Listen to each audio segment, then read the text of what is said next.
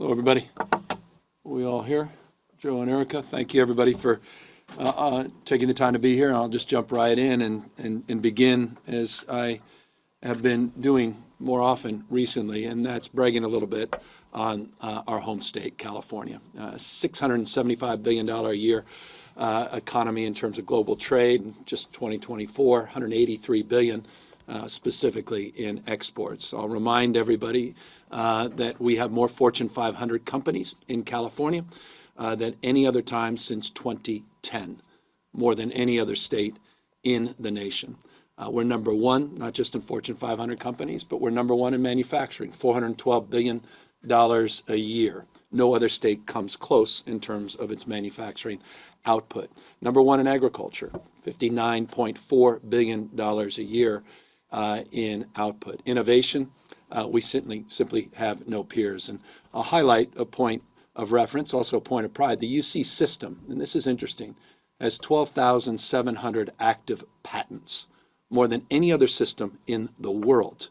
9% of all of the academic investments in terms of innovation, entrepreneurialism are occurring currently within the UC system. Again, that innovation ecosystem is what separates the game we play, the game played by everybody else. Of course, IPOs are a proof point of that. Over 1,300 IPOs since 2011 have come from the state of California. That's 2x any other state. No one comes close. 55+% of the venture capital in the United States of America comes from the state of California. In every critical category, California dominates, including representing 18% of the R&D in the world.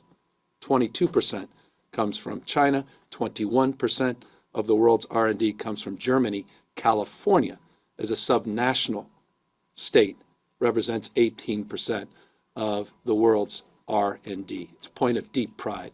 Unsurprisingly, it's a consequence of California's growth and its resiliency. The population of California continues to grow, back-to-back years of growth, including last year. And the census data, 232,000 people, population growth here in the state of California. Speaking of growth, the IMF put out their assessments showing the growth of the economy in the state of California. You could see other competing economies, United States, China. You could see the 6% output in the state of California last year. We simply have no peers. No longer the fifth largest economy in the world or the fourth largest economy in the world. With some humility, let me suggest that if India continues on their pace, we may go back to our original form. But nonetheless, California's $4.1 trillion a year output places us as the fourth largest economy in the world. That said, we don't live in Plato's Republic. California is under assault. The United States of America, in many respects, is under assault because we have a president that's been reckless in terms of assaulting those growth engines. Has created a climate of deep uncertainty and certainly has California in his sights. You can see just from this headline alone, New York Times, dozens and dozens of headlines as it relates to an assault on research, an assault on science, from NIH grants to cuts in libraries and knowledge and literacy, crime dollars, volunteering, the spirit that defines the best of America, and Vista in 1965, and Sarge Shriver, the great frontier, and that assault on AmeriCorps, $400 million just whacked under the guise of, quote unquote, efficiency. By the way, our AmeriCorps members working on the recovery in Los Angeles, our AmeriCorps members working on high-dose tutoring in our public schools.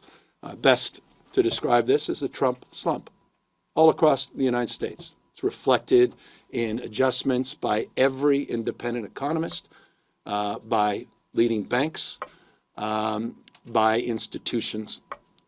Across the board, we are projecting impacts because of the uncertainty that have led to a downgrade in our projections. And I'll get to the budget very briefly. Those downgrades include the disproportionate impacts in a state like California, the impacts on the ports, impacts that have been highlighted in reinforced by port directors in Long Beach, LA, certainly where 40% of goods movement comes through, but also in the smaller ports like San Francisco and Oakland. You've heard Gene Soroka and others lament about a 35% decline in volume. We've gone from 145% tariffs to maybe 80% and now 30%. If you started at 30, it would have a jaw-dropping impact on the economic future of this state. And I bring up the 145, the 80, now 30, but to highlight the impacts that are disproportionate in California, not just as it relates to the trade with China, but the relationship and trade to Mexico and Canada. When you look at those three trading partners, imports and exports into the state of California, you can see the numeric $67 billion, 37% of that related to exports into those countries of our total exports, and 41% of our imports reflected in that trade between those three countries. The impact, of course, of the swings, the volatility, the uncertainty across the spectrum is it's chilled investment. Market swings, you can see just last month, feels like a year ago. It was just literally weeks ago, a $10 trillion swing in the markets. The markets may be up yesterday, down today. We'll see where they are tomorrow. That uncertainty is leading to uncertainty as it relates to business decisions and investments. You can see the impacts on the largest retailers and expectation that small businesses have laid, that their decisions that need to be made today as it relates to backpacks and school supplies and decisions that will be made in just a matter of months as it relates to Christmas supplies might be impacted by the indecision or the uncertainty, both and, coming from the White House. 30% tariff, 25% tariff, 10% tariffs, even as baselines, having a profound impact. But more importantly, the impact is disproportionate on our small businesses. And I say that as a guy who knows a thing or two about it. You don't have to impress upon me what P&L is, or seasonal purchasing. I am proud to have started a small business right out of college with a part-time employee, Pat Kelly, and grew that at peak to over 1,000 employees, 21 businesses. And I don't say that to impress any of you, but to impress upon you my passion for entrepreneurialism, my passion for people who put everything on the line for riches and new beginnings, small business men and women, and the anxiety, even in the best of times, that they feel. But how about the anxiety at the moment? Do I make the purchase in China with 30%, or will he change his mind in 2 weeks and it will be 20%? Do I hold back and just do my high margin purchases today and forget the low margin purchases? But what will that do in terms of my summer volume and revenue? Across the spectrum, the impacts are just being felt and haven't yet fully being felt. You can point to the inflation number and say, well, it's behind us now, please. The impacts of these tariffs have yet to be felt. The impacts, however, are being felt disproportionately in the fourth largest economy in the world that has so much goods volume and trade. And I'll remind you, not just so much goods volume and trade, 1 out of every 5 businesses in Southern California are directly or indirectly connected to that trade. So the impacts here are disproportionate. I talked about California as it relates to its dominance in so many different sectors. Another area of dominance as it relates to business starts. You can see here in the state of California since 2019 through September of last year, and the most modern, at least up-to-date numbers that we have, 1.16 billion new business starts, 2x. Texas businesses remain the backbone of our economy. 4.2 million businesses in the state of California, 7 million people employed. It's about 47.1% of our total employment. It's a point of pride, and the impact our small businesses are feeling is disproportionate. We are, as a consequence, pushing back. And we're not just standing by passively. We feel we have agency. We can shape the future. We can punch above our weight. And that's why, working with the legislature, we were proud to do an early action on a special session that fortified the Department of Justice, our AG's office, to provide additional resources so that we can move aggressively to defend our values and defend the state of California, defend our Constitution as it relates to issues large and small, from birthright citizenship to voting issues, obviously issues that are more contemporary along the lines I just suggested on the AmeriCorps cuts, and notably on the issue of tariffs. On the issue of tourism, I should note, California dominates. We were $157.3 billion last year in total spend, which was record-breaking tourism just last year. The impacts of our trade, not just our tariffs, the impacts of rhetoric related to the world we're living in, the recklessness of that rhetoric in relationship to the trade and confidence, let alone trust in brand America, is, yes, unfortunately impacting America's #1 tourism destination, the state of California. Here's the latest numbers that came from Visit California: 11% decline in total volume of international visitors. You can see highlighted here, Germany leading the decline, and obviously UK and Canada. I bring those three up because we haven't been passive in this respect either. We've been recently meeting with leaders in Germany. Up there, one of the slides with the German ambassador recently, the UK ambassador we met with consul generals all across the state of California representing Mexico, and the lower screen there with the Premier of British Columbia. We have been proactive in our engagement, proactive in making the point that California has an open hand, not a closed fist. That we are 2,000 miles away from Washington, D.C. We're 1 million miles away in terms of mindset in our approach. By the way, our mindset included a $5.2 million investment working with Visit California to invest in getting tourists back into California from Canada in particular. 1.8 million Canadians visited California last year. So we're trying to protect our economic power. Again, suing the Trump administration among many other critical issues. This lawsuit, though, being emphasized as the most important. You may have seen yesterday, we were able to provide the kind of specificity that was required of a request for an injunction that will be not only included today in the presentation that I'm about to make on the budget and its impacts as it relates to what's going on in Washington, D.C., on our revenue in particular, but also as it relates to the lawsuit itself that was filed that uses a lot of the data that we're providing you today in this budget presentation to back up that lawsuit. So let's jump right into the budget. When we last met in this room, we estimated we said it was in essence a balanced budget, $363 million. That was the estimate in the January presentation, all things being equal. Interestingly, since January, the presentation that I provided you had a revenue projection, and we were off. We were significantly off. The revenue that came in from January through April exceeded our expectation by $7.9 billion. The economy of California was humming. An additional $7.9 billion above our projections we were collecting. That has significantly changed since the actions of this administration.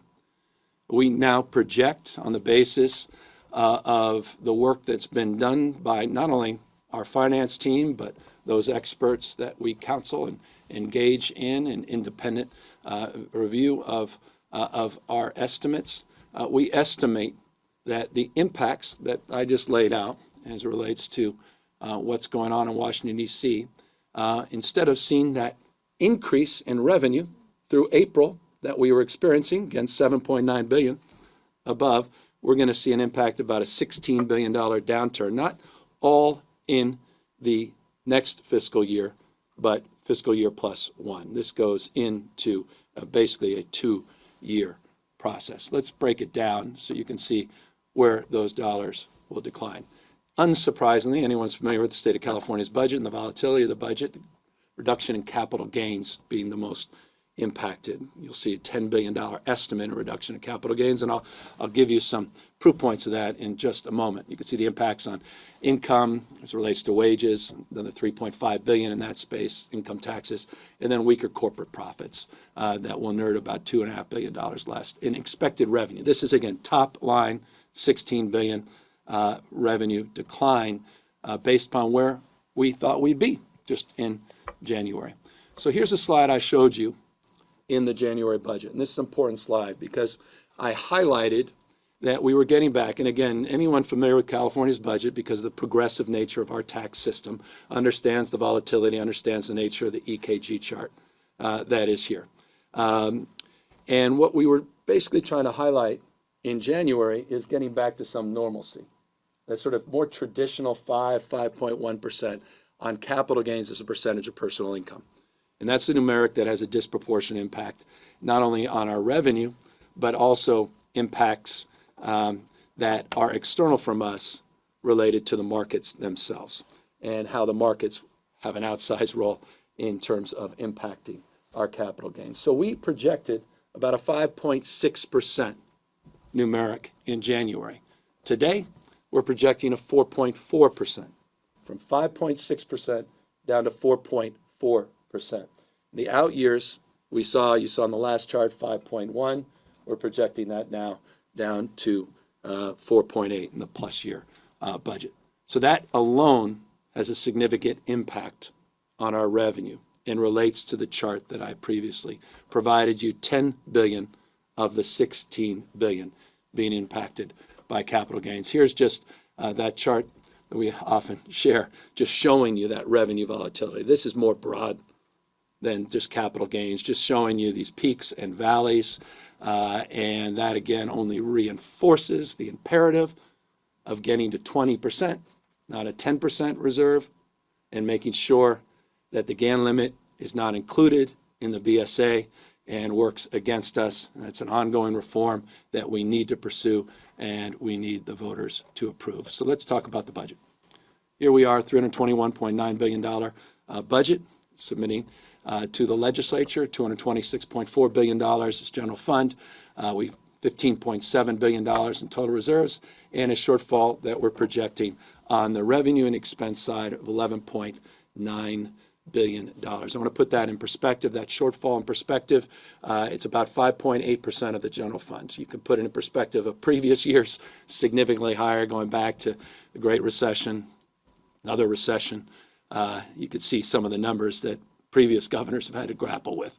So by relative years, this is pretty mild. And as a consequence, we are moving forward with making decisions that not only address the concerns this year related to the 11.9 billion, but mindful that we need to tighten things up into the out years as well. And thus the fiscal responsibility slide. Obviously, we need to plan for the long term, which is difficult, if the slides did not only highlight that, in the best of times. But in a time of just extraordinary uncertainty, it is particularly challenging. And that's why we need to be particularly mindful of the world we're living in and what are the trend lines that define it. So here are the solutions. $5 billion on a freeze on our Medi-Cal expansion. We're not cutting or rolling back those that are enrolled in our Medi-Cal system. We're just capping it, particularly for those without documentation. We're the only state in the country, and many states have expanded health care under their Medicaid system, our Medi-Cal here in California system. No state has done more than the state of California. No state will continue to do more than the state of California by a long shot. And that's a point of pride. And it's a point of privilege to be governor. That's been part of that effort. So we're going to freeze enrollment, which in the out years, budget year plus one, represents about $3.3 billion. And these solutions are budget year. I'm looking beyond the 3.3 represents budget year plus one. The monthly premiums, we believe that people should have some skin in the game as it relates to contributions. So we are looking to a monthly premium that would generate through that program wouldn't go into effect till January 1st, 2027. This is my confirmation team. Again, I have no notes up here. And would, in the budget year plus one, represent about $2.1 billion. There's certain clinic payments that are related to the undocked expansion that we cap. There's some overtime at IHSS. That's, and we'll cap it at 50 hours, which we think is reasonable, 50 hours of overtime. And there's some utilization as relates to prior authorization, some prescription drug utilization management. That represents about $200 million. On the revenue side of things, there's no new taxes in sort of the vernacular that's often used, but there are some strategies as it relates to generating revenue into the general fund. You saw what we already did as it relates to the Medi-Cal alone. I think was highlighted was $3.4 billion on two funds that are sort of well known to all the folks in the front row here. There's about $150 million we're going to sweep and about $450 million we're going to sweep. And then there's Prop 35 revenue for Medicaid base, Medi-Cal base growth. It's about a $1.3 billion contribution to our challenge. So that is the bulk of the how we get to balance, with one additional caveat. We're going to do fund shift so we could keep our investments whole in CAL FIRE, which, as you know, we've doubled the number of CAL FIRE personnel roughly, and roughly doubled the budget in the last few years.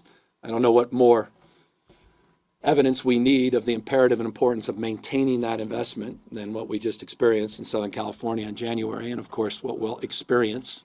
It's fire season. Well, it's always fire season in California, but we're entering the peak of the fire season in the next number of months.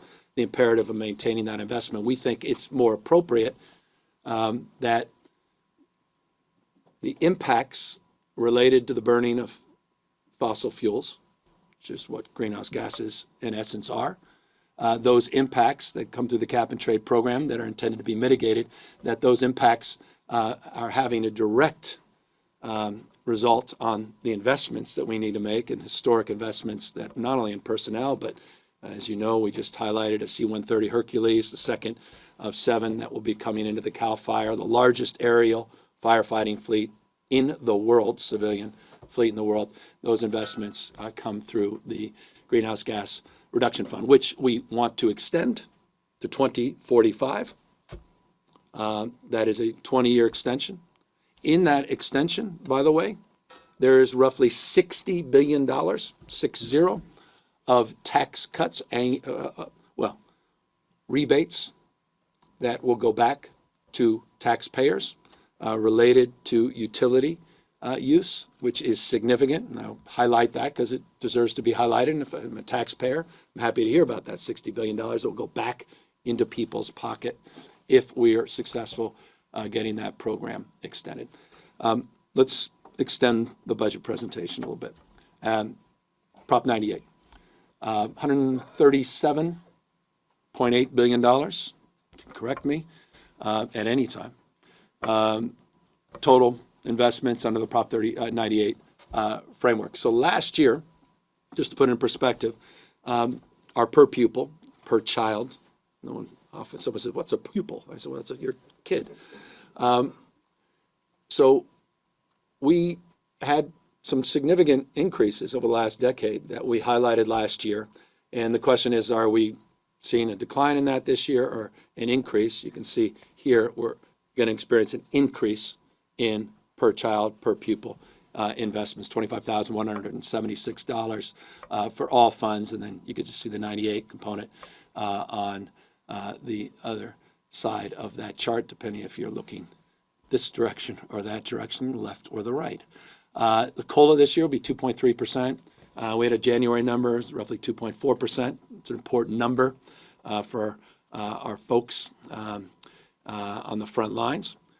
We're going to continue our unprecedented investments. Remember, we created a brand new grade, TK for all 4-year-olds by September 1st of the incoming year.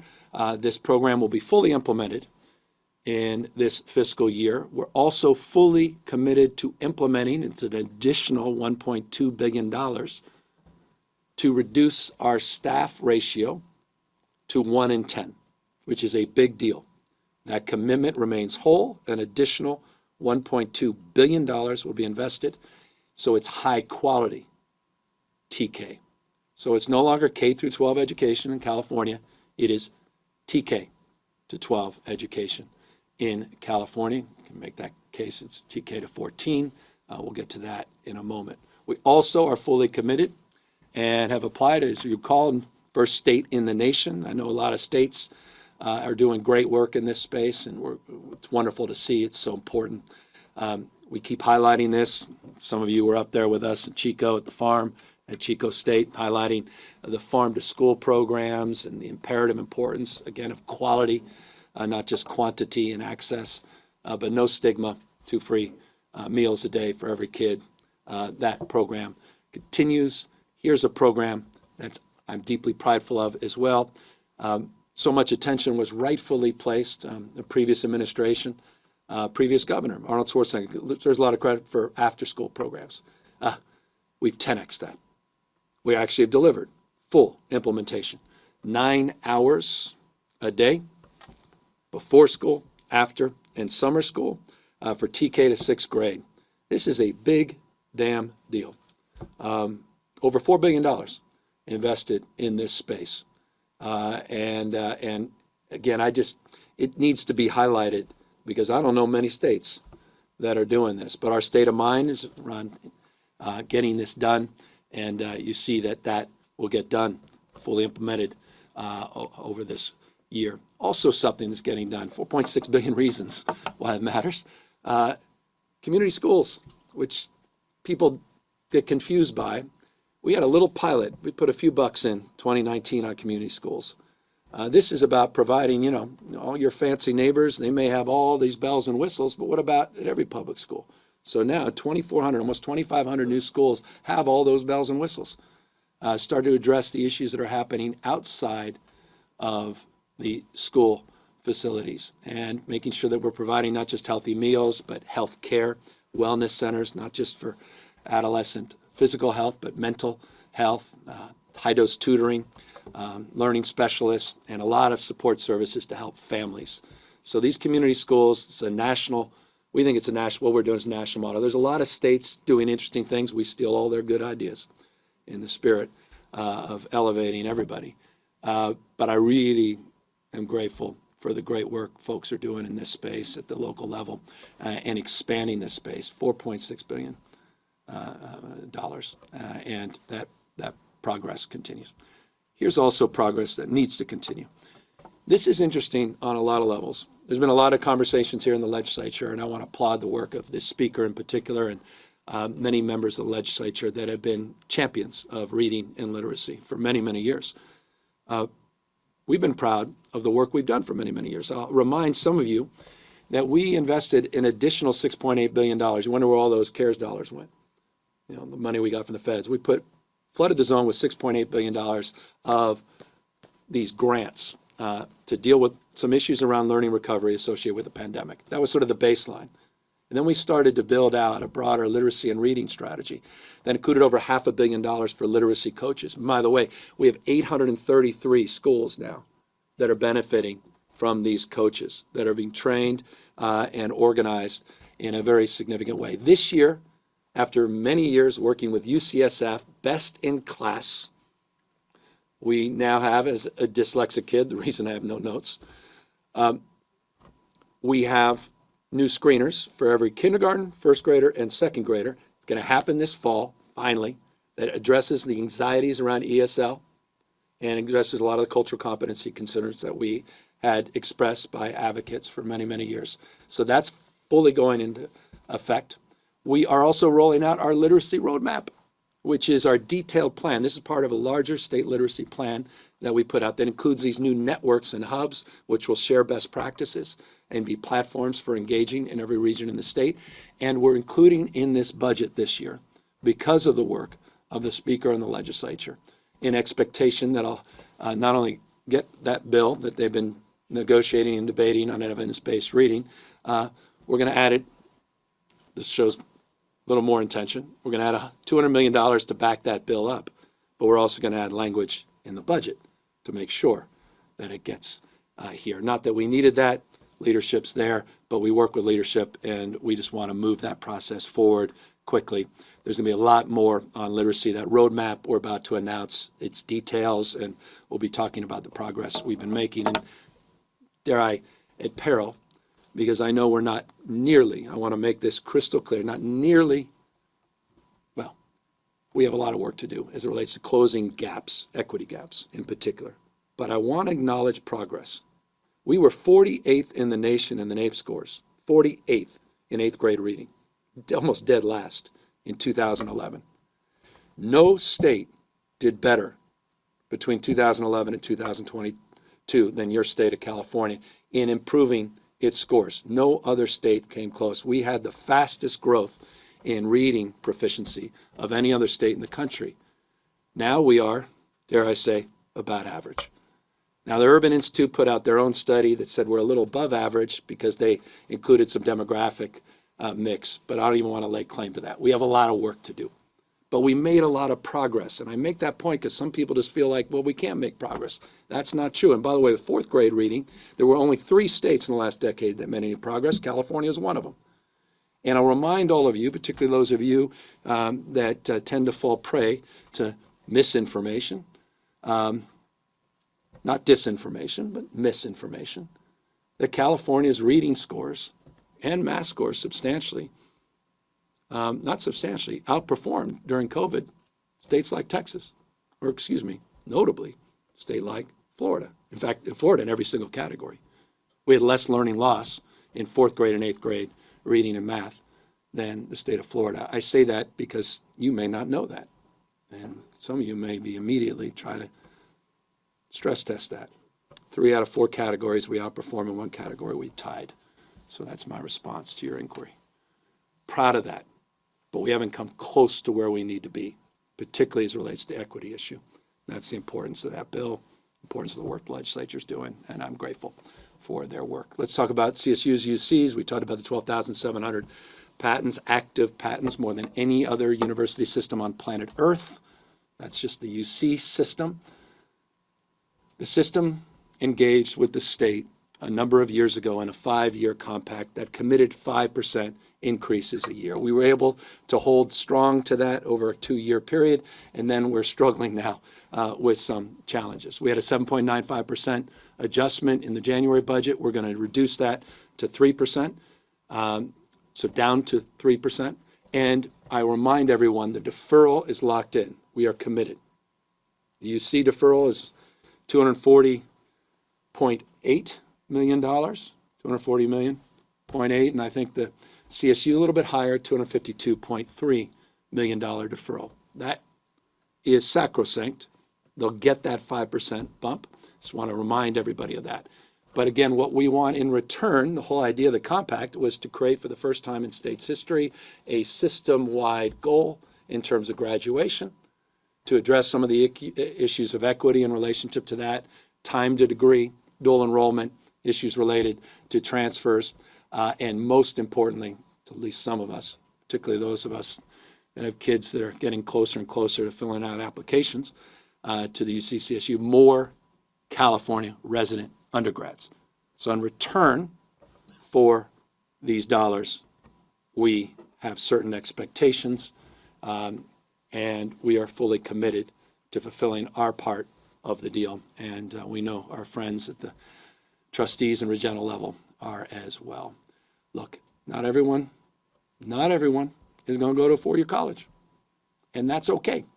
And that's why we're very proud to put the kind of energy we put in to the master plan that was designed in the 1960s. We put, over the last few years, similar amount of energy into creating the state's first master plan for career education, where we focus on skills. We focus not just on academic proficiencies, but skill-based mastery. What are you great at? And how do we value that as opposed to devalue that? 800 plus people worked on this plan and is a deep point of pride. I don't know that there's a more comprehensive plan for career education in the country. Some of you were out there on the road with us. We were in a bunch of parts of the state, many different rural parts of the state in particular, talking about a career passport, which is an academic and skills passport, both and. This notion that you can have a thriving career without a college education is sacrosanct and is critical in a state deep pride with its UCs and CSUs as a conveyor belt for talent. The community colleges are as the backbone of that conveyor belt as well. And so the partnerships with the community college include this credit for service. And what is that about? If you're a police officer, if you were in the military, and you did all that basic training, you've developed an enormous amount of career and job-ready skills.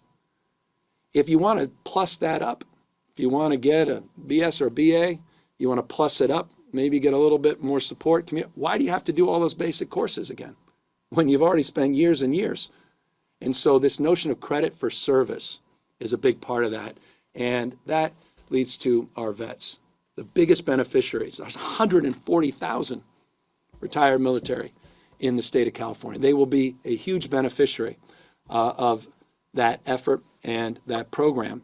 And by the way, they deserve even more support. And that's why we're finally trying to reconcile in a tough budget year. We're going to make a down payment to exempt for our military families their retirement benefits from being taxed in the state of California. So we're finally moving that forward in this year's budget, something we've been talking about. We held the line despite some of the challenges in other parts of our budget. Speaking of that, I'm a little bit of bias. My grandfather, Arthur Menzies, spent years and years in Corregidor as a prisoner of war. He came back, struggled, and ultimately, I've shared this before, but he took his life. He never came back the same. And so I'm deeply mindful of the challenges that veterans struggle with when they come back.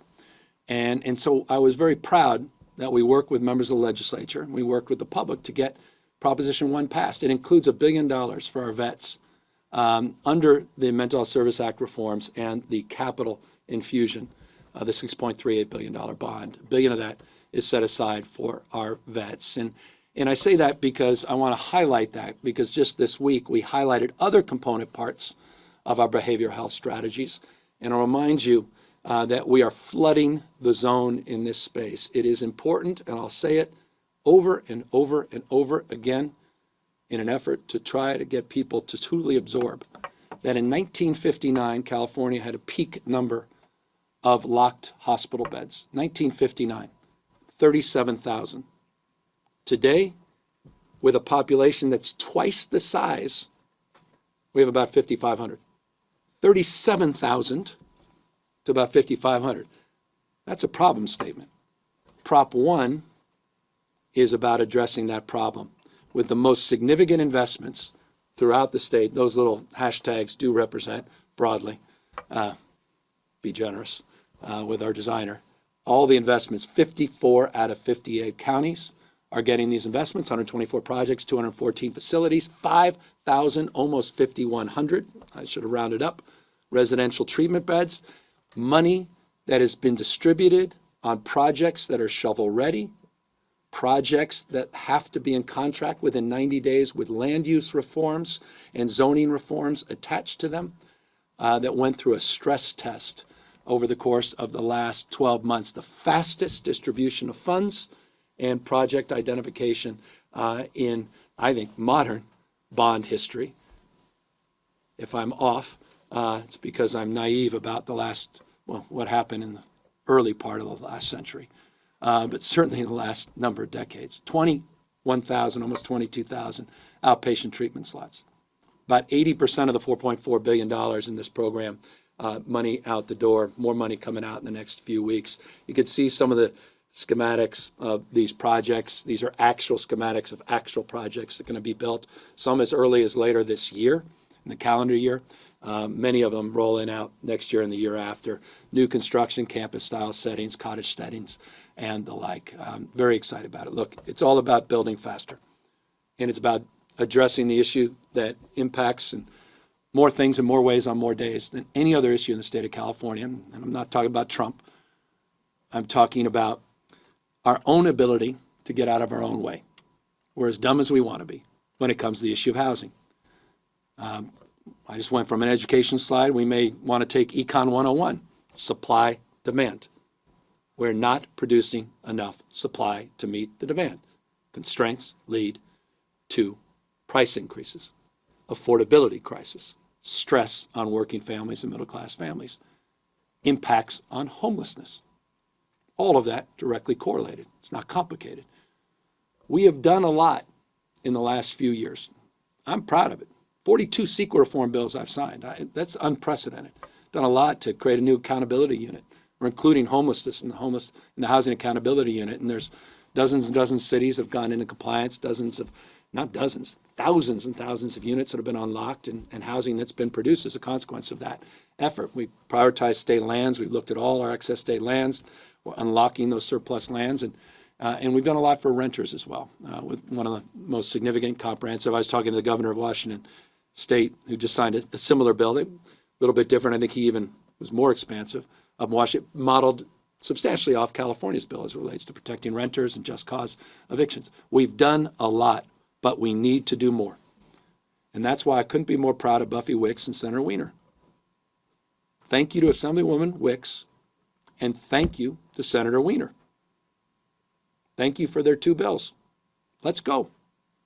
It's time to accelerate urban infill. It's time to exempt them from CEQA. It's time to focus on judicial streamlining. It's time to get serious about this issue, period, full stop.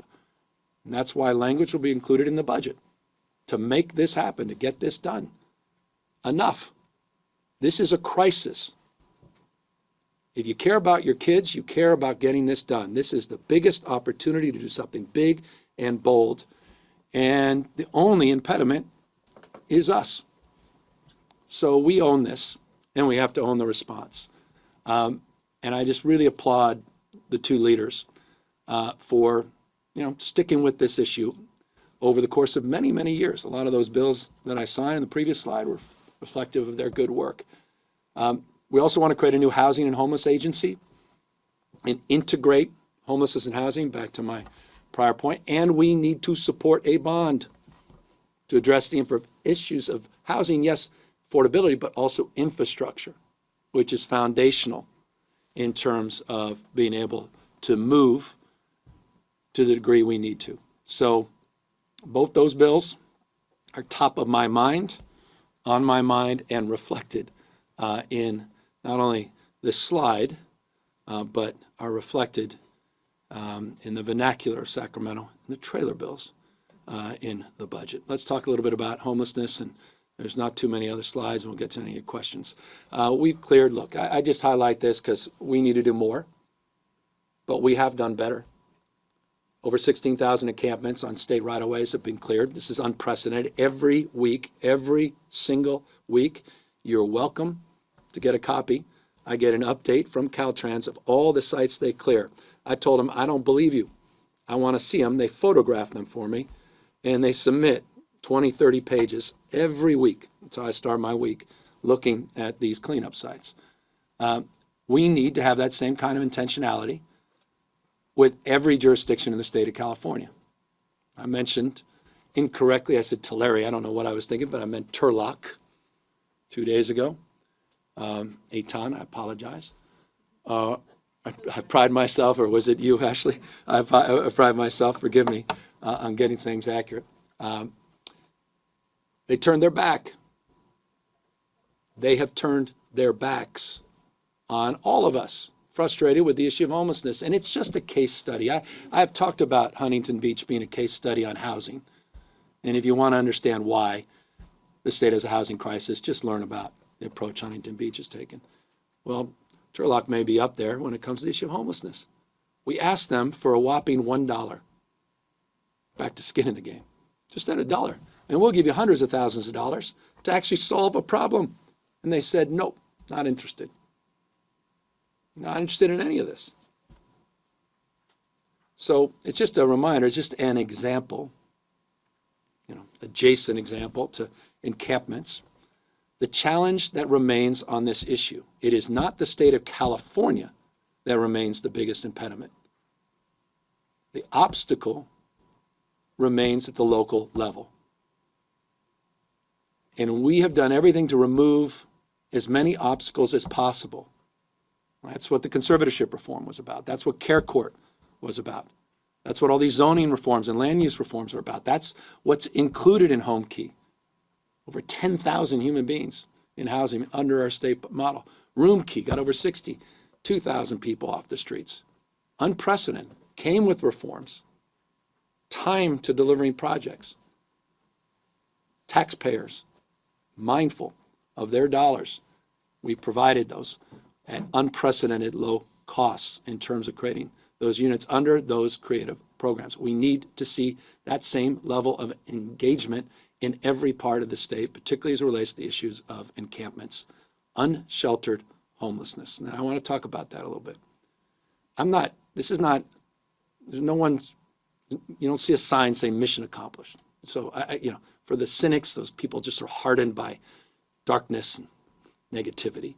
I'm very negative about the performance at the local level as it relates to unsheltered homeless, sure.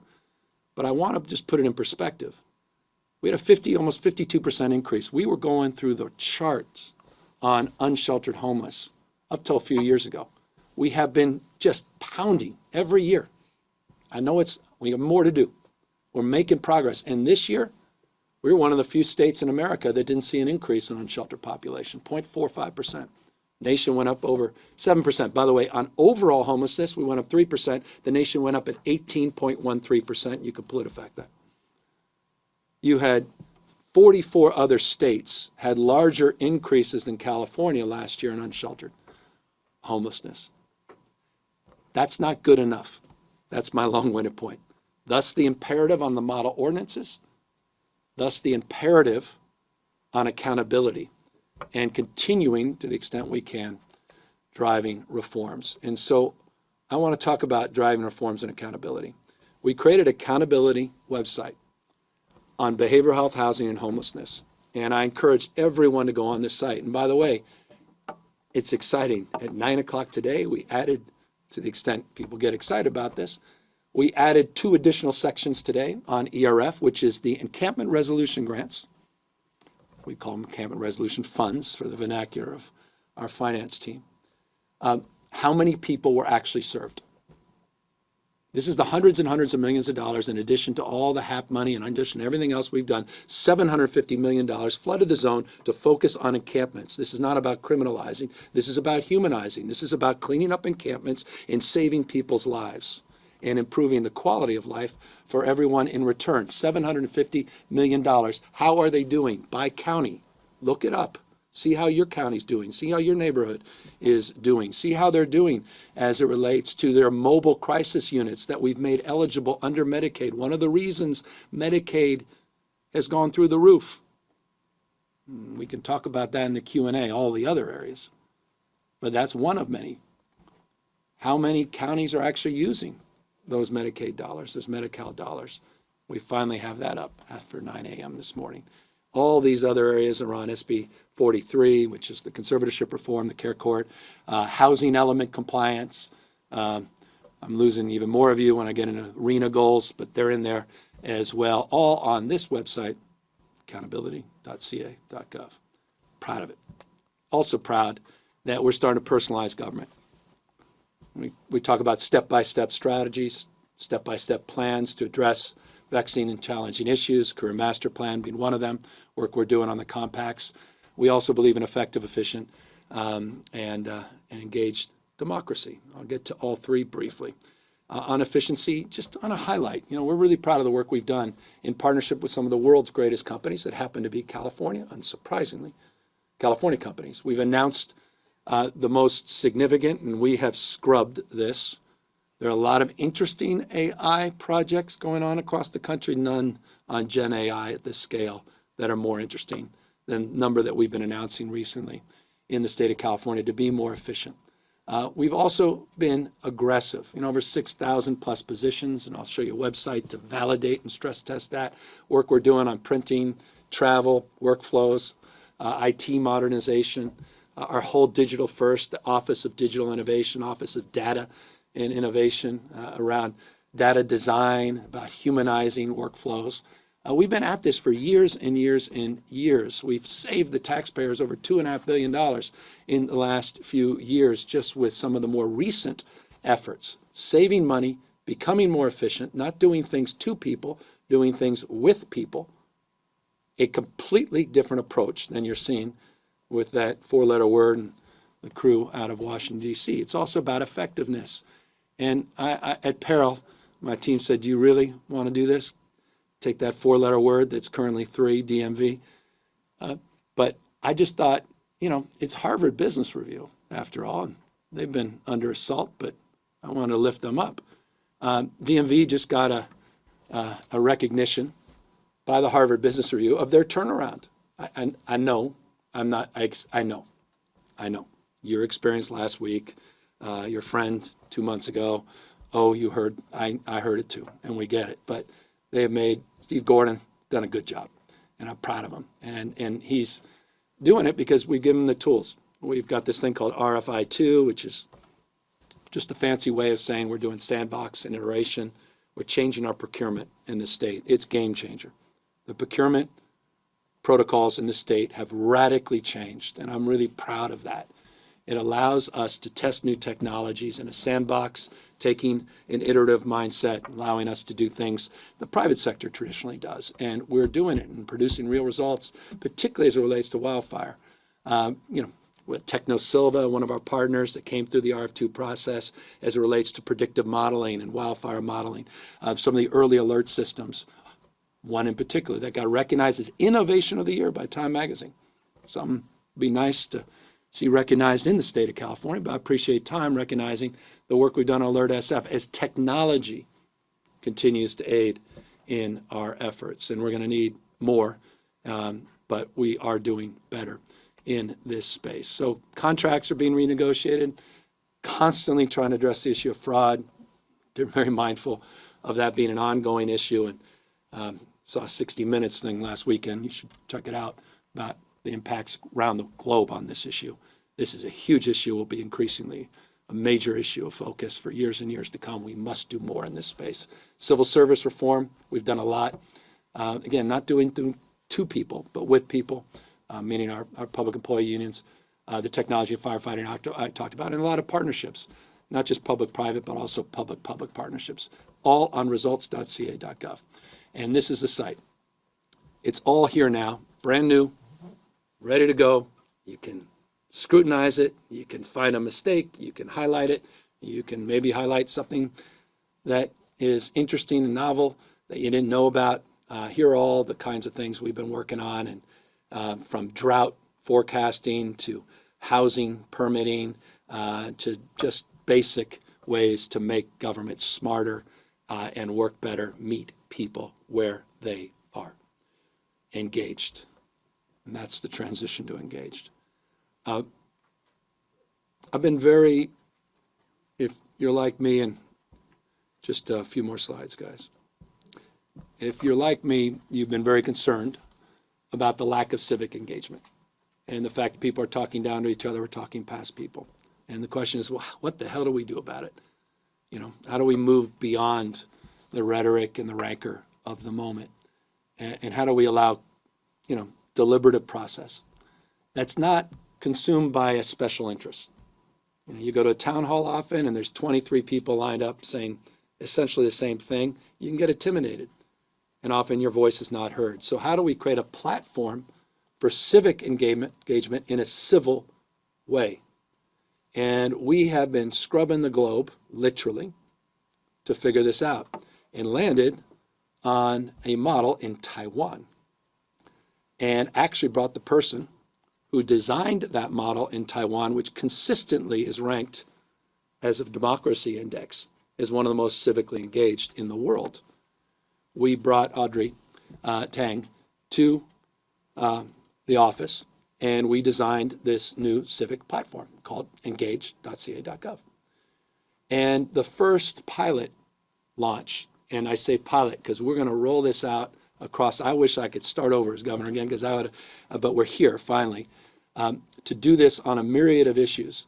We've just launched it related to the wildfires. We call it Digital Democracy Tool. And it's about sort of determining, the public determining for themselves what they want to engage in, what are the topics, how people can engage in a deliberative process, and how they can platform that engagement in a way that they know their voices are heard, and there's a feedback loop. We have 7,800 people that have engaged in our first in the nation digital platform in Los Angeles, specific to the wildfire recovery, the distinction between Palisades and Altadena, the cultural competency in relationship to both that is highlighted often when you visit, particularly Altadena. Don't forget, we're a very different community than our friends and neighbors in the Palisades. And so that ability to differentiate a community-led process for rebuilding, and it's not just rebuilding LA, it's rebuilding trust. And so I'm really proud of that, and I hope you'll take a look at that. But also, we hope you'll join us on our journey as we roll it out for many other civic causes, and we'll be announcing shortly some new ideas in that respect. I want to thank Amy Tong as well for her great work, and all the team at ODI for making that real, working with Audrey and others, the Berggruen Institute, and our former California Justice. We are blessed that the Carnegie Foundation joined this effort as well. I'm going to get in trouble because there's 5 or 6 other foundations that have joined, but this is a very exciting thing. Little sobriety here, LA recovery. Just briefly, because I'd be remiss. This is our morning meetings. This is our weekly visits. Be down there again, I think, tomorrow and Friday.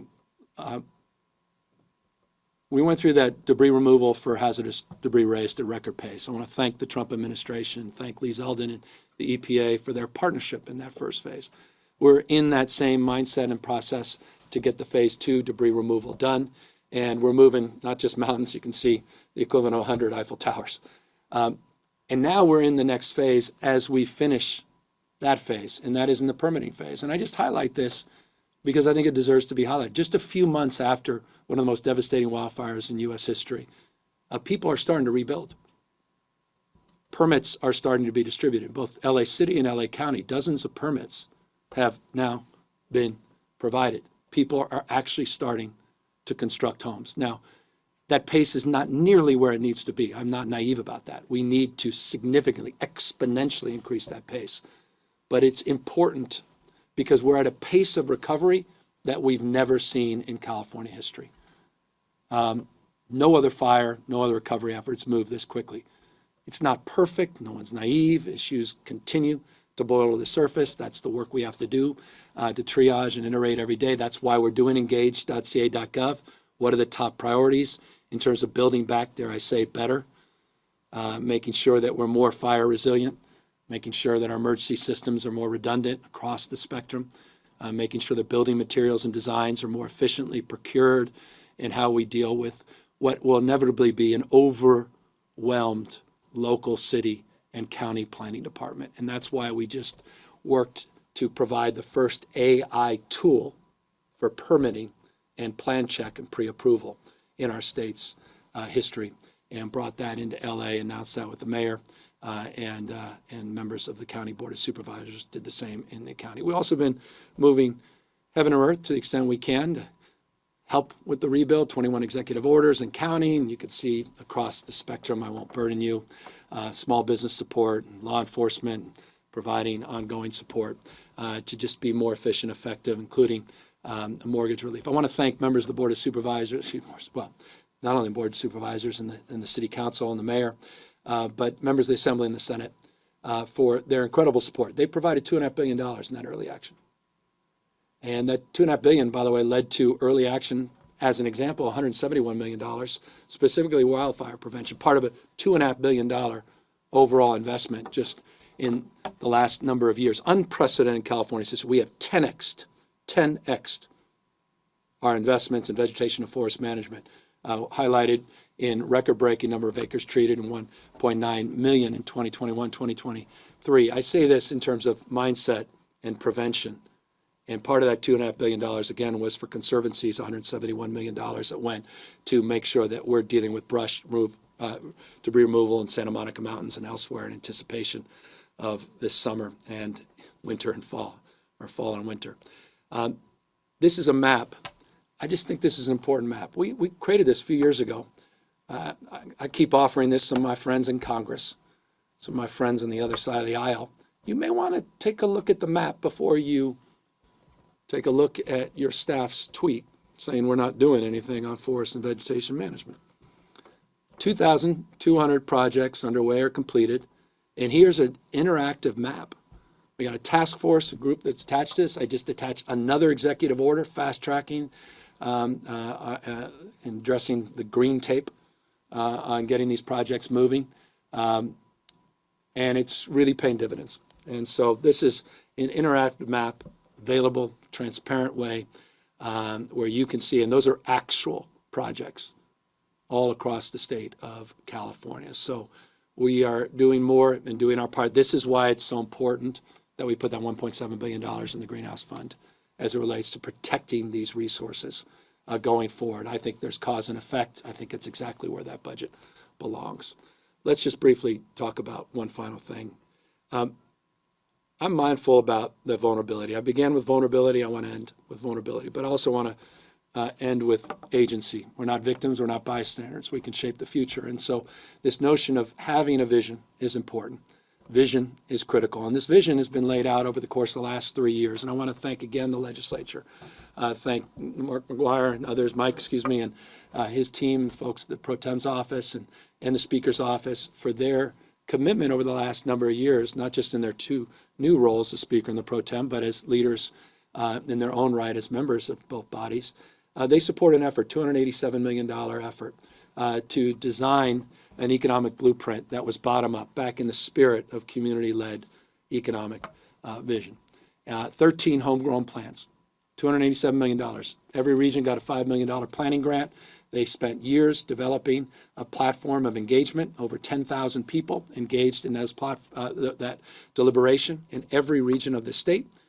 In the process, they were afforded early action grants if they had projects that were promising. We put out $39 million so they can move on that in the middle of the process of developing the plans. And we just provided each one $14 million of additional resources. This is the first plan that's actually funded in real time and supported with additional funds moving forward, including in this year's budget. I guess that's the long point I wanted to make. And it includes everybody. And some of you have been on that journey with me. And I think we've done 8 or 9 events on this in 8 or 9 different counties, almost exclusively with the exception of LA, in rural parts of the state, and really highlighting the remarkable contribution of our ag community, farmers, ranchers, and the like. And they're a big part of that economic blueprint, and I just think it's important that we remind folks of that. So, I thought I'd end with this slide because I love to say the future happens here first, where America's coming attraction. Opportunities, challenges, many opportunities, many challenges. I'll close on the budget presentation by making the obvious point.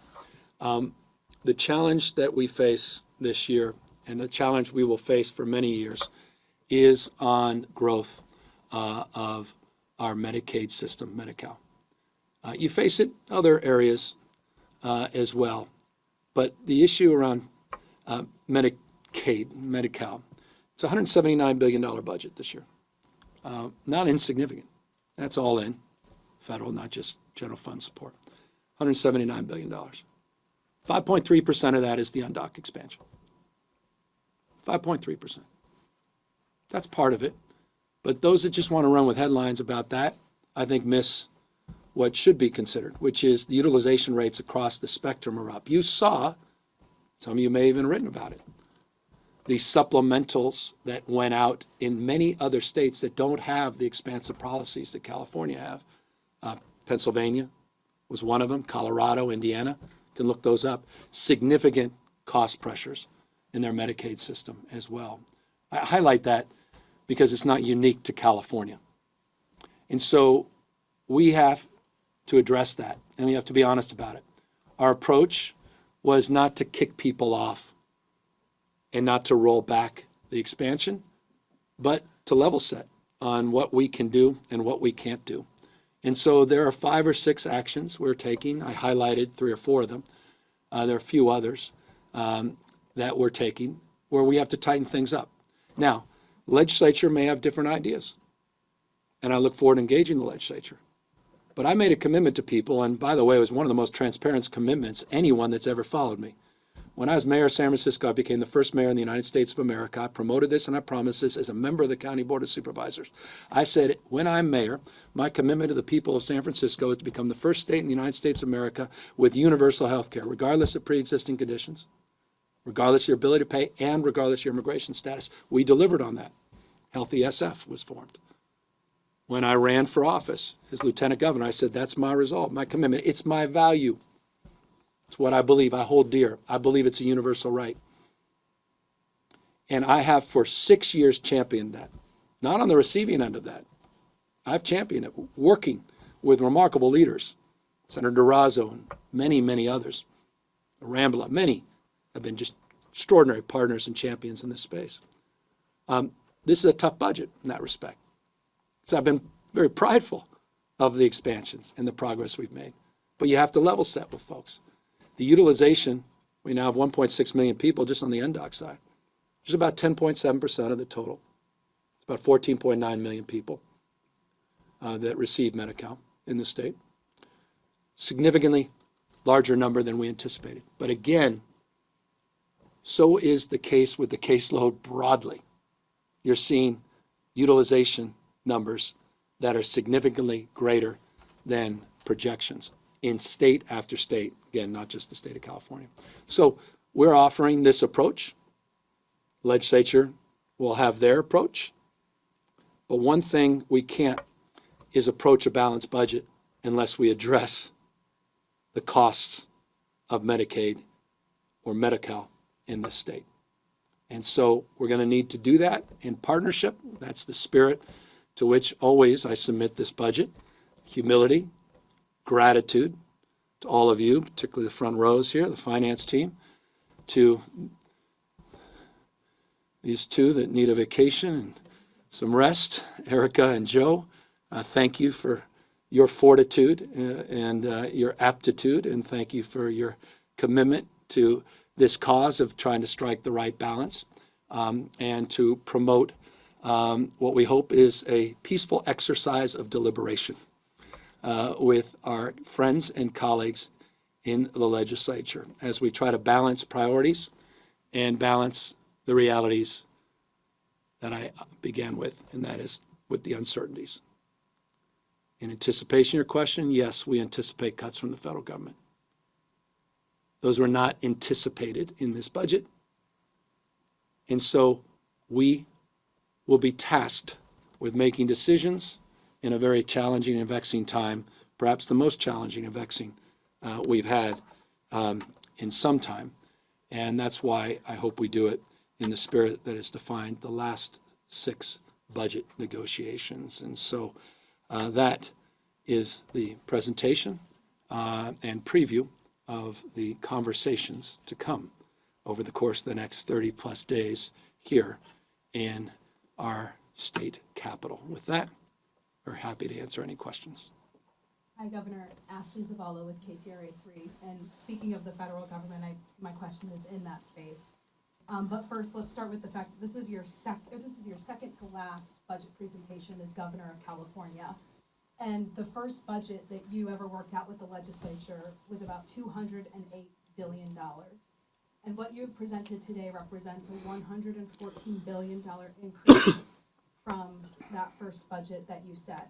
And budget watchers, including the Legislative Analyst's Office, warned that spending could be unsustainable. And even a couple of years ago, the LAO suggested that a reduction in spending could help offset future revenue losses. So with what you presented today and the budget problems you've laid out, I mean, is any of this self-inflicted or is the uncertainty entirely about President Donald Trump? Well, we went from a $3 billion economy, trillion-dollar economy a few years ago to a $4.1 trillion economy. This nation, state has grown, and as a consequence, we've grown into a different approach in terms of our investments. We're also trying to reconcile a lot of challenges we face. So no, I'm very proud of the work we've done creating a brand new grade, TK for All. I'm very proud of the work we've done to be the nation's leader as it relates to food insecurity and addressing that as it relates to free meals in our public schools.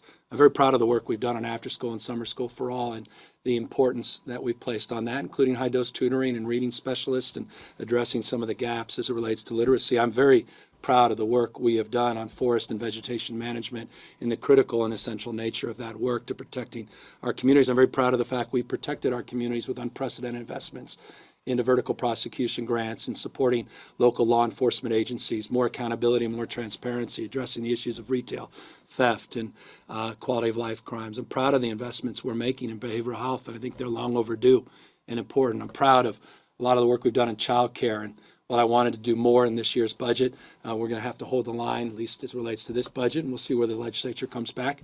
And proud of the work we've done to address some of the gaps with the Department of Developmental Disabilities. The DDS often is overlooked in a lot of our conversations. Proud of those investments and proud to have taken inspiration from other states doing similar investments, but not at the scale and scope of the state. We submitted a balanced budget, as I've done every single year. We submitted a balanced budget not only to address $11.9 billion gap this year, but substantially address those out years, as you suggest. There's a delta. You referenced the Legislative Analyst Office of about $2.3 billion. The Legislative Analyst Office actually projects with the big three revenue 0.6% delta, $2.3 billion more in revenue than we're projecting. There's a difference of opinion. You're right, there often is. With the LAO, they're projecting more revenue than we are in this budget. They're projecting $18.4 billion more revenue in the out years. So we're addressing that difference, and there is ongoing difference in that respect. We're also addressing some cost drivers that are not unique, as I say, to the state of California. So we're addressing those in the budget this year, and we look forward to addressing those out-year concerns. Proud of the economic growth, proud of the economic output in the state, and proud that we continue to balance our budgets, pay down long-term obligations. There was a slide on that you saw in January. You've seen it in my previous presentations. Unfunded liabilities, we continue to pay those down. In this budget, that's reflected as well. And the reserves, we're not asking for any additional reserve, $7.1 billion. That was approved last year as part of that 2-year budget deal. We're still using the $7.1 billion and trying to hold that line. Antonio Ray Harvey, California Black Media Governor. Good morning, good afternoon. This might be a concern for the California Commission of Aging. By 2030, the California population for 65 and older is going to increase to about 10 million and 22% by 2040. You did say, the budget for Medi-Cal is insignificant, but with people struggling and, Social Security, may be cut and this population is growing bigger, what options that, or a message that you have for this population, this faction, to ensure that, this $5 billion rollback won't affect them, or is there other options? Well, two things. One, I never suggested anything was insignificant as it relates to issues related to Medicaid.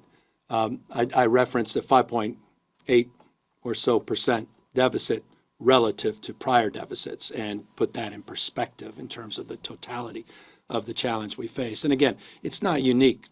You see this in it seems like every 2-3 years. Feast, famine, feast, famine. It's the nature of the progressive tax system. We can get in a deep conversation about that, the merits and demerits about progressive taxes. We have the most progressive tax rates in the country. We can live in a state with the most regressive tax rates in America. You can just look, Exhibit A and B, Texas and Florida. By the way, Texas is a taker state. They received $71.1 billion more from the federal government than it received. California donated to the federal government $83.1 billion more than we received from the federal government. That's 2023. I'm waiting for the 2024 numbers. We created a master plan to address the issue of our aging and graying population. We spent years developing that plan. We think it's a nation-leading plan, to your question, around allowing our seniors to age in dignity and age in place. Ashley's question, in many respects, your question is reflected in her observation, that you have demographic challenges and you have to start to invest in architecting strategies and solutions to allow people to age in dignity and age in place. It's not just providing the facilities, providing the workforce, which is a huge part of the Medicaid budget, the Medi-Cal budget. By the way, not reflected in my Prop 1 slide is a $1.4 billion investment in Proposition 1 on workforce development. Medicare is the primary driver of the support and costs for seniors, but not exclusively. There's some Medicaid dollars. So we're doing our best to try to substantially hold the line in terms of our adult services and senior service budget. That's not significantly impacted. As it relates to our expansion population, there are some adjustments for seniors, for the undocked population, that we are trying to right-size on the basis of the budgetary constraints. And that's the proposal we're making. And to the extent the legislature has a different approach, we'll not only be mindful of their different approach, we'll be very receptive to strategies that ultimately get us to the balanced budget. But I'm very proud of the vision statement and the fact that on that master plan for aging, we have substantially made the investments we promoted in it, including on Alzheimer's and dementia care, working with former First Lady Maria Shriver. That was a separate plan that, to me, is a component part of that larger master plan. So I reflect some consideration in the response to the plan we put out. And on a number of occasions, we've updated the public on our performance to that plan. So you can see the actual progress we've made and the improvements that we've made in this space as well. But this budget holds the line on most of the adult and senior service programs. There are tweaks, and I know sometimes people see $1 million or $10 million and say it's the most catastrophic, but they're not fundamental shifts in terms of those investments outside of some of the cuts that we're proposing as it relates to the Medicaid expansion. Governor, your office tallied this Trump slump at $16 billion. We know based on the action that was already taken, the solution previously adopted, that combined with this new deficit, we're looking at about $40 billion in solutions California's had to come up with for the 25-26 years. So I know you said you were proud of the programs that California has adopted, but can you address the reality of this as a spending problem because of big ticket democratic policies? Well, it absolutely is in the plus one budget, absolutely. So I referenced the $7.9 billion of revenue above projection and the fact we were moving in this direction. It substantially could have covered up any shortfall in the fiscal year, this current fiscal year. We could call it a day and be irresponsible. But that would not address, and I appreciate your question because it offers an opportunity to expand, and for some perhaps even clarify. In that out year, you're absolutely right. We've got a spending problem, and that's why we need to make these adjustments in the Medicaid budget. And that's why we have to be a little stubborn about it. And that's why I'm proposing them.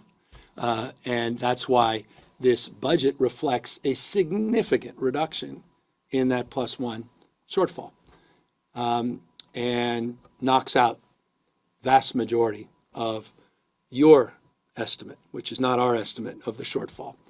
So we are not just balancing for the new fiscal year, $11.9 billion, but we are substantially addressing fiscal year plus one.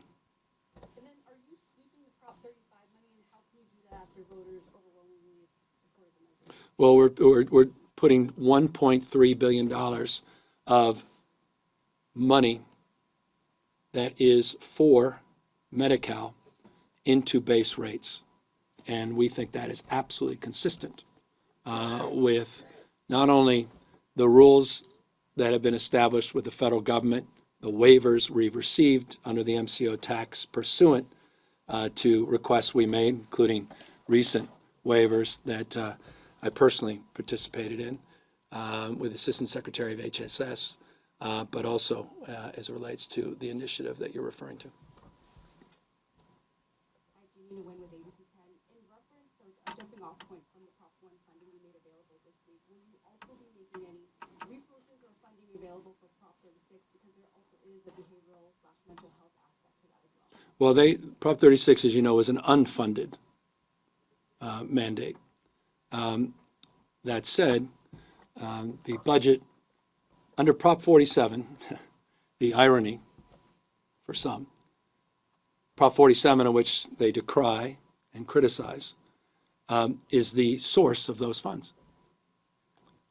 Prop 47, we project a $91.5 million savings pursuant to Proposition 47, of which in 27-28, the multi-year, that number will reduce down to $27.1 million.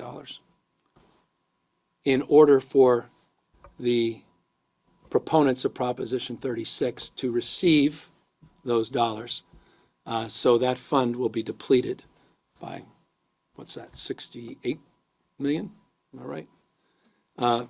Dollars over the multi-year. So that's a source of funds under Prop 36. There's another impact, and you'll see it in the CDCR budget. As you know, we've closed down 3 prisons in the last few years in order to save money and be more efficient. We've shut down 42 housing units at 11 different facilities, and we've made other reductions beyond just closing prisons. By the way, we're proposing an additional October of 2026 or 7? 2026 to shut down an additional prison in this budget. But there are impacts because of Prop 36 to the CDCR population costs, just like there are costs that the voters required under Prop 35. Billions and billions of dollars of Medicaid costs because of Prop 35. There are tens of millions, eventually hundreds of millions of dollars of costs that will be borne in probation and in corrections. And the correction data is hard right now because 36 is in its infancy, so it's hard to figure out exactly the census population. So here's the way it looks a little bit. We're seeing a significant, we've dropped from 175,000 at peak prison population down to about 90-ish. We're significantly seeing, we kept seeing that go like this. 36 is going to change that a little bit. We just don't know how much, but that uncertainty has kind of paused some things. And as a consequence, we expect in a couple of years some of those numbers to go back up and then to start to decline again. So that will be borne in CDCR's budget, so we are funding that. Probation is feeling the stress. Judicial Council are feeling a little stress. And to the extent that they want to stress their theory of the case, that this was about retail theft, maybe it's about drug possession more, they'll have the benefit of that $68 billion over the next few years by taking money away from similar programs under Prop 47. Hi, Governor. Rachel Blue from Politico. Right now, the federal government is trying to defund Planned Parenthood. Your budget here takes away their Prop 56 money for family planning, sweeps back their Prop 35 money for family planning. Planned Parenthood says that this is like a third of their budget that you're defunding. Do you have any concerns in a reproductive freedom state, like you always say, about access for patients to family planning and abortion care? Well, we enhanced the budget by over $200 million. I passed some of the most progressive policies as it relates to family planning and reproductive freedom of any state in America. We also lead, and I was proud to lead the effort to lead a reproductive freedom alliance with other governors across the state.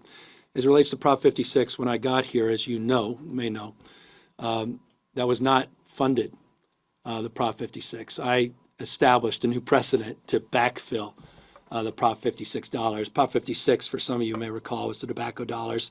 As tobacco consumption declines, the revenue was declining. I was backfilling that.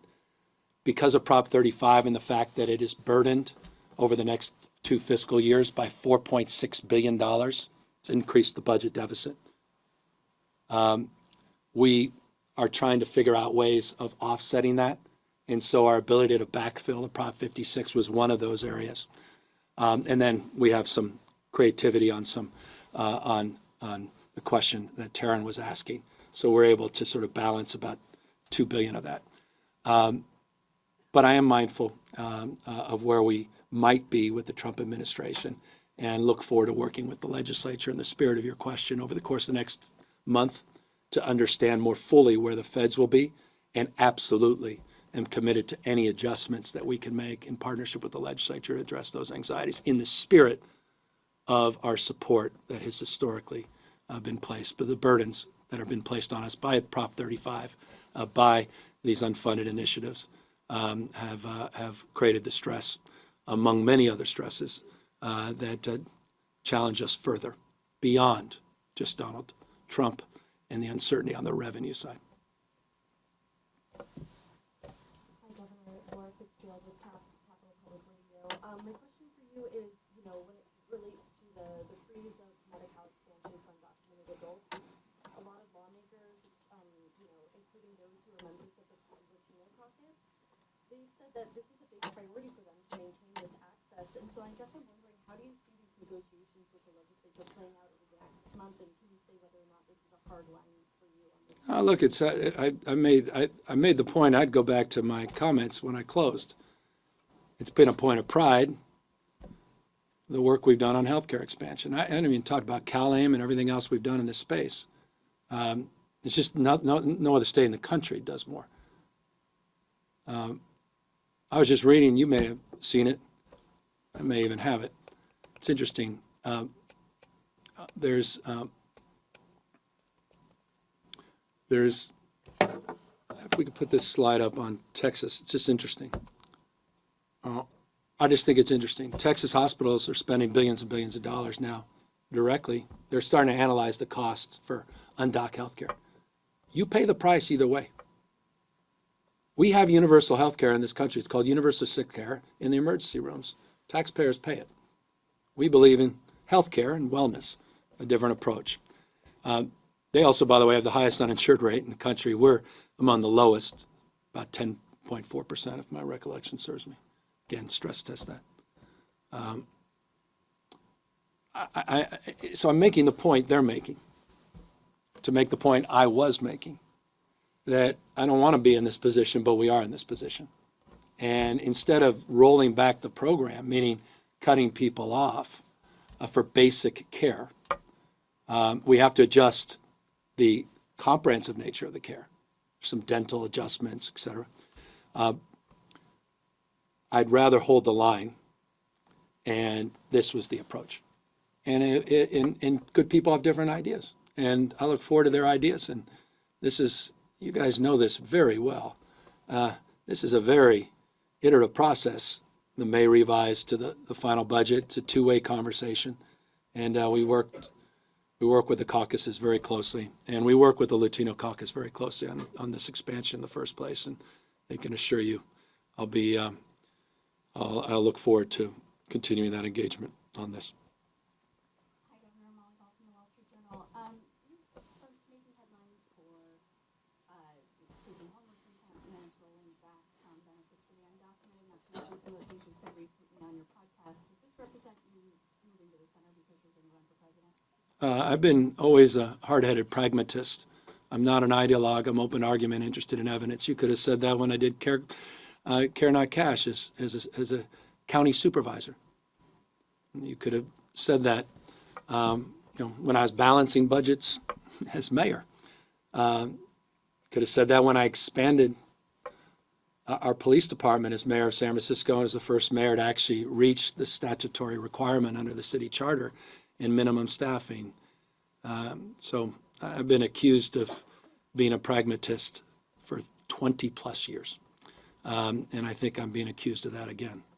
When it comes to quality of life, when it comes to, I did the first sit-lie ordinance in San Francisco. I did a aggressive panhandling ordinance. I've been at this a long time, and so it's remarkably consistent in that respect. I'm just for accountability, and I think the struggle on housing and the struggle on homelessness is that we got to get our own damn way. And so we're just driving much more accountability. And that's really, I think, the tonal change more than anything else. I think we also believe in balancing budgets. We've always balanced budgets. You've got to balance them. And I think we're trying to be responsible in terms of how we're doing it. And we're doing more than anyone else. We'll continue to do more than anyone else. But I think this is the best path of the past that and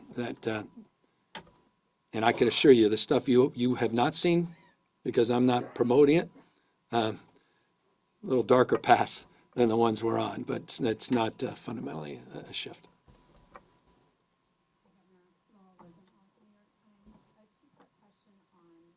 Services for undocumented residents in California. If Congress moves ahead with the Medicaid plan to cut funding to states that provide Medicaid-like services to undocumented residents, how much more would that cut into the state funding that California receives for Medicaid? And more broadly, do you anticipate further actions by the federal government to try to control how the state spends state funding to help undocumented residents in healthcare and other ways? Well, on that point, you saw 239 million reasons. There is a proof point to that, over 16,000 people impacted as it relates to, on your question, sir, on seniors, a program that Kristi Noem attacked, that California continues to fund, including in this year's budget, to offset the burdens for those that are blind and disabled but are otherwise not eligible without documentation for Social Security.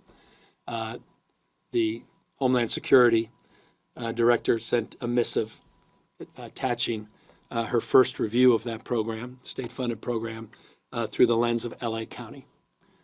So the answer to your question is, yes, I anticipate more of that kind of action moving forward. To the first part of your question, it's difficult to make a determination of exactly the scale and scope of the cuts that may or may not be occurring to pay for tax cuts to billionaires and millionaires that aren't even asking for them. That will burden and saddle our kids for generations and further weaken America's standing. So they have to offset those cuts without providing calamitous damage to the economy of this country, particularly as it relates to the budget, which they don't balance, we do. So the work requirements under Medicaid, we're assessing exactly what that may or may not mean in terms of the impacts in the state.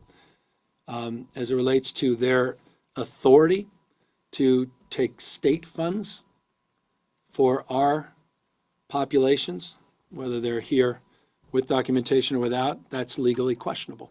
So we'll also assert ourselves in the courts, as we have in the past, and as we've successfully done in the past in the previous Trump 1.0 administration and moving forward. So that's the tack we take.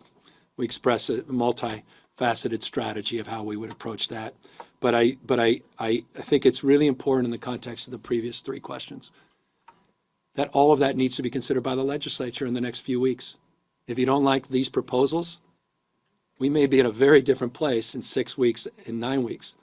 And I think we should be cautious about immediately eliminating consideration of X, Y, and Z until we see the totality of the challenges as they present themselves, particularly as it relates to the CR at the federal level and other actions that the Trump administration may take.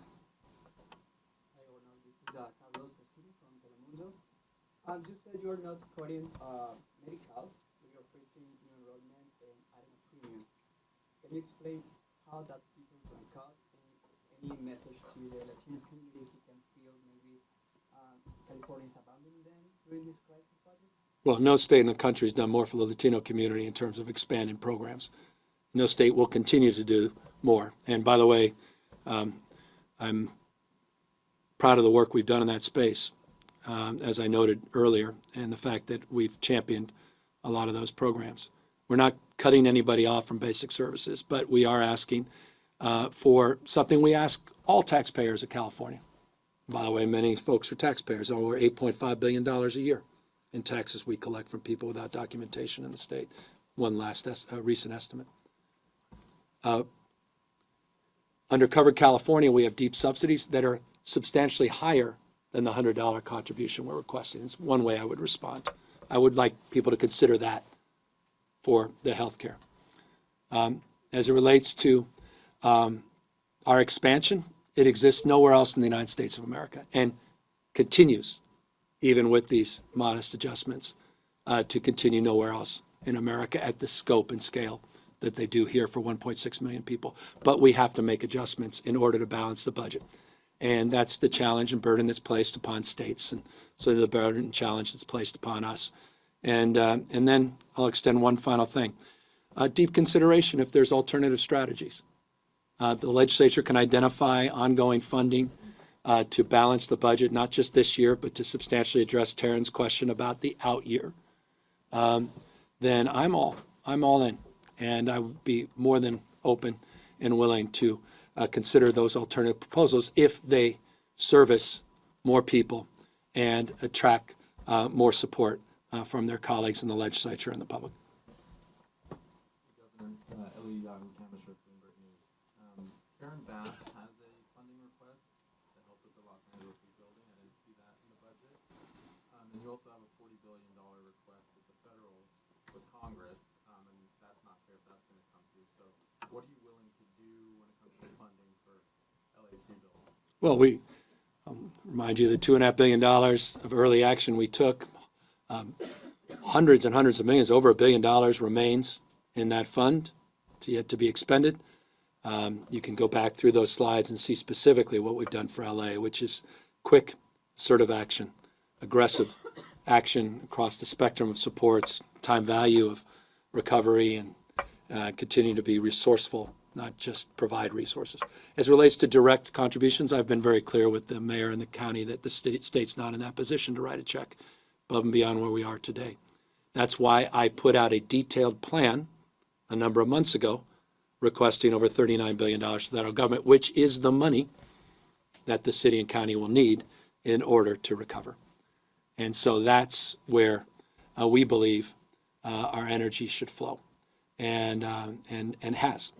I have acknowledged, and some of you were there when we announced the second C-130 Hercules. We acknowledged the incredible support that we received from a Republican member of Congress, Calvert, who helped us from the Pentagon, get support from the Pentagon to get that C-130. I also acknowledged his work in a bipartisan way to help us with his colleagues to secure funds for disaster recovery in LA. He was successful in getting every one of his Republican colleagues to sign a letter, a congressional letter, Democrats and Republicans, all rowing in the same direction, requesting that disaster aid for LA.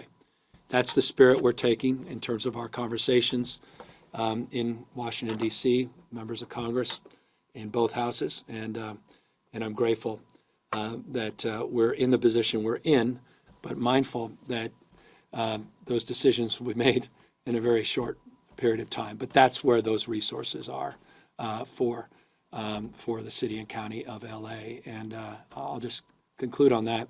Of that $2.5 billion I mentioned, well over $1 billion hasn't been sourced. What I've been clear about with the city and county is the money is reimbursed on the basis of what will otherwise be reimbursed by the federal government. When you're requesting things that have nothing to do with disaster recovery, that's a non-starter. And I reference some you've highlighted, I don't need to highlight, examples of requests from the city and county that were not related to disaster recovery. And this state is not in a position, never have been, even in other times, to address those requests, particularly this time, but even in times prior, not in that position. Thanks. Hey, Governor, Stella, you with Cal Matters. So kind of wanting to stick with LA for a little bit. So you have projected cuts, across the board, right? Most definitely to Medi-Cal, but also two public universities as well. But why are you committed to expanding the film tax credit program, when there are concerns that families statewide would have to pay more in healthcare premiums, and just now you said, right, requesting more funding, not related to disaster recovery would be a quote non-starter. Well, because I want to get the economy moving again. Revenue doesn't come from trees, doesn't come from printing presses. It comes from hardworking people that make big bets and sacrifice blood, sweat, and tears, go out and create opportunities, create jobs. I'm really proud of the work that folks do and the trades, the work that folks do on the line every single day to entertain and to promote creativity and culture around the world. I'm really proud of California's leadership as it relates to film and filmmaking, pre and post production. It's on life support. LA County and LA City are struggling in their economic recovery. One of its principal economic drivers that benefits a large group of people is film and filmmaking, and we have to be more competitive. And so that's why I think it's critical that we make those investments. I also think it's critical that President Trump makes the investments. I applaud President Trump for recognizing that we're losing a lot of films to foreign countries. And I hope he steps up. You saw in the New York Times, I appreciate New York Times highlighting our request of $7.5 billion in a film tax credit that would address our competitiveness globally, which could also support not just our state, but the state of the industry throughout the United States. But the impacts in California are legendary, and we need to step things up. And this is all part and parcel of economic recovery, economic growth. And with economic recovery, economic growth comes more sustainability, more investment, more capital, more ability to address all of those larger issues that you highlighted in the frame of your question. Governor, Brent Stover here with State Affairs. You spoke a little bit about the uncertainty at the federal level in terms of the budget process there, the massive cuts that are going to be coming down the line. Do you expect the legislature to need to come back, some point several months from now and make much more substantial than normal changes after this vote is passed? I don't know. We just really, we're just dealing with unprecedented assault on rule of law, democratic institutions, our growth engines. The reason California is the fourth largest economy in the world is we had a formula for success.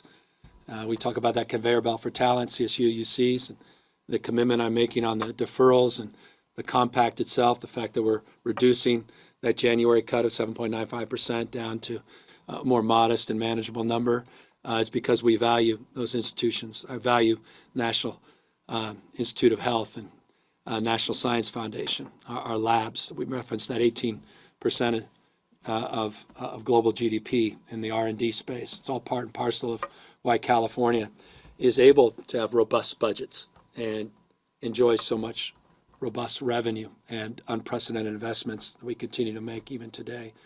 But look, they've got a big math problem, and they've dug themselves into a hole because they want to dig this country into a hole in terms of debt and deficit. And I think it's reckless, these tax cuts to billionaires. And again, vast majority I run into never even ask for them, don't even want them, and sure as hell don't need them. And so they have to pay for it, or at least appear to pay for it. They won't. And they sure as hell don't pay for themselves. Let's disabuse ourselves of that stale talking point. And so, these cuts could be pretty steep. But we saw with Doge, that $2 trillion fizzled. Doge has been a complete failure. I don't even think they got to 160 billion. They should look at what Al Gore did with Reinvent Government on a $1.4 trillion budget. He found $400 billion in savings and reduced the workforce by 400,000. But he didn't assault the values of our country in doing it. They haven't even come close to that with Doge. So I don't really trust their math or their assertions or what they promote or they promise. So put on our seatbelts is, I guess, to answer your question. And, we'll respond to what happens, but we've got to prepare for it. And that's, again, why I keep saying, as a legislature, we've got to act. We've got to act. Got to get our own house in order. We've got to deal with our growth and spending. It's not just Medicaid, a number of other things. It's not just a revenue problem, to your point. It is a revenue issue in the short term, certainly. But in the multi-year, we have to address those cost pressures, and we have to be honest about them, and we can't delay.